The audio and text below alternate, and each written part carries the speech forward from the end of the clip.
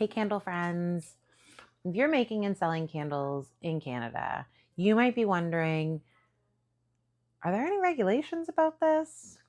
Do I need insurance? Am I even allowed to make these at home? Well, today I am breaking it down for you all about candle regulations in Canada so that you can make and sell with confidence and not worry about any surprises biting you in the butt later on.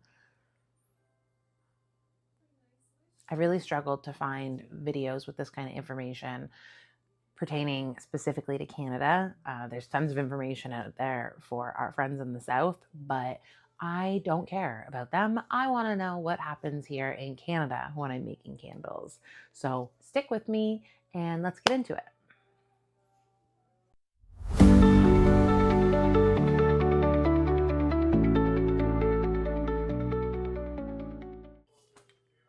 Hey everybody, welcome to the channel, or if you're new here, hi, I'm Ashley.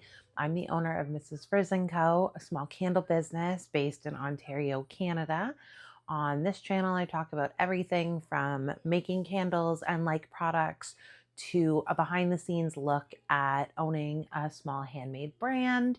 We questions on my life choices along the way. So if that sounds like something you're into, I'd love for you to hit subscribe. Okay, so first up, we're going to talk about candle labels.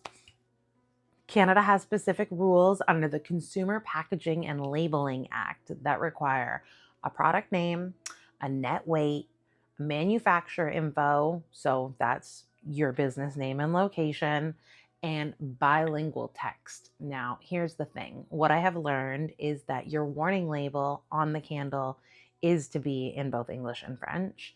When I started, mine were just in English. So I have now changed that. And you can skirt the English and French label requirements as long as the French version is somewhere. So if your website translates, that is a way to get around it. If you're using Instagram, making a post about a product in English and then in French would also be a way to be found in compliance with it without having to actually modify your product. But you do need to have access to both English and French for your consumers. And you also need to include on your candle what it is. So mine say coconut soy blend candle. You could just say a soy candle.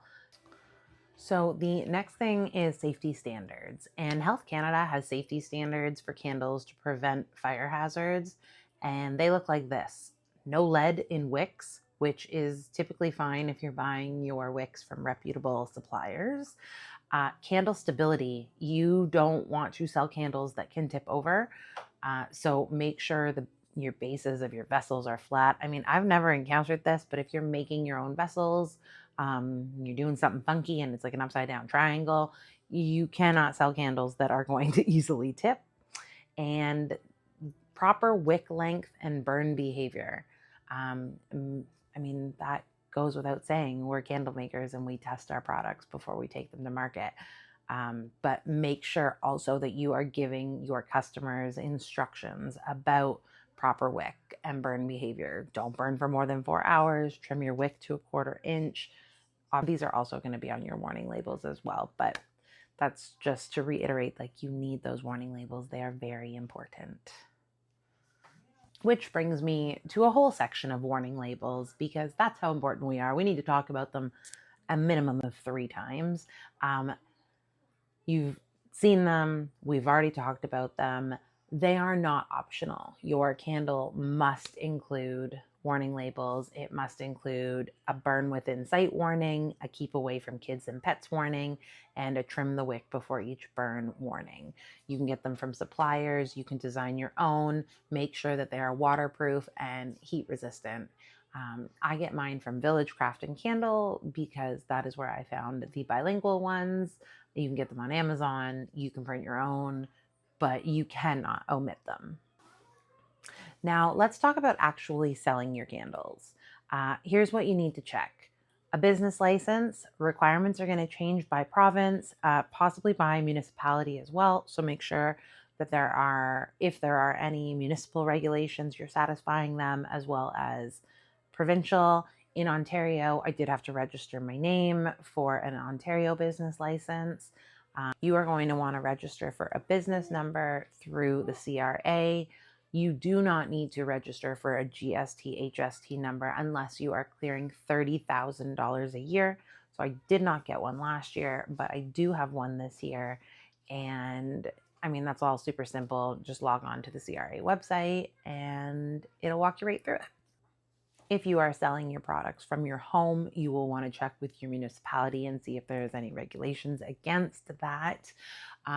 If you need a special license to operate a business inside of your home, I really quickly want to touch on insurance because I see it everywhere. It's in all the Facebook groups, all the chats. Everybody's always talking about insurance.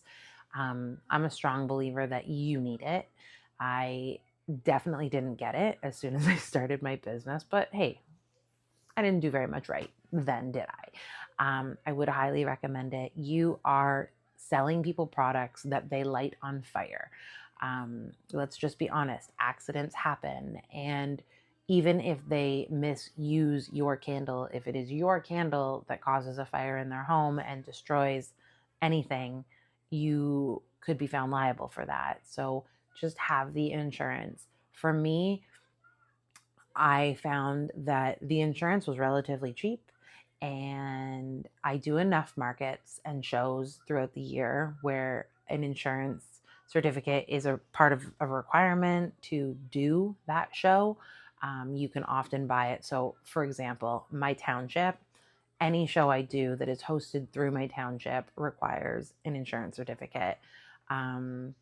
I could buy it through the town for day insurance, but it honestly wasn't much more to just carry my own policy and have it for the whole year. So now I put my products into a brick and mortar. If anything were to happen, I am covered. I'm covered for all my markets, not just the few that have the insurance requirement. Lots of farmers markets will require insurance now. So just do yourself a favor, get a few quotes.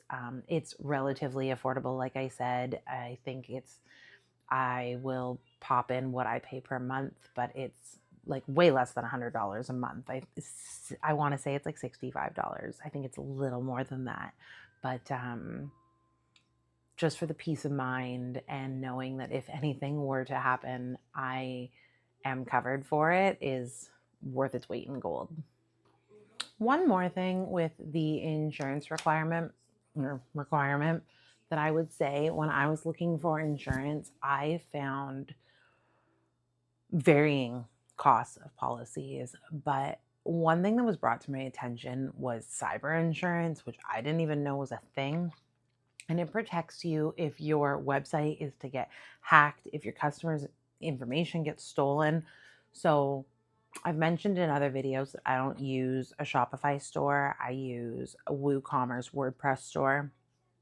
And I opted for the cyber insurance additional on my policy. And again, if anything were to happen, it happens all the time. It happens to big sites. But if you are saving any customer information, which if your customers can log into your website and they have an account on there, they probably are able to save personal information. If that's the case, I would definitely want to just look into the cyber insurance and see if it's a requirement for where you live. And then the last thing I want to touch on is just shipping. Obviously, you're allowed to ship candles. We all know that. You can ship them within Canada and you can ship them to America. If you're shipping anywhere else, I would definitely just check. I don't personally, I only sell my candles in North America. But if you do sell international, say to Europe, especially Europe, I will say, I know they have very strict rules. You're not allowed to sell dessert candles there. For whatever reason, they don't like candles that look like food. There's a whole bunch of rules on like wax melts and stuff. So if you are planning on shipping overseas, definitely make sure that you check and see what is allowed, what is not. Okay, so that felt like a lot, but I mean, it's not. There is really nothing to opening up a candle business in Canada. You just need to register your name, register your business with the CRA, get a GST number if you're going to make more than $30,000 a year.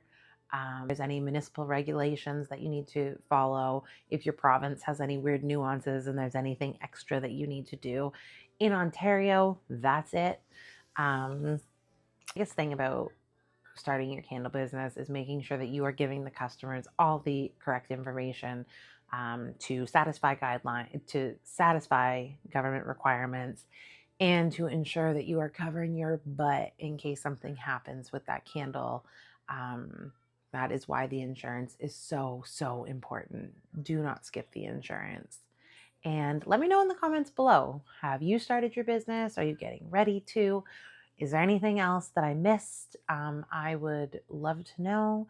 And with that, I am going to end today's video, and I will see you guys hopefully in the next one. Bye, candle friends.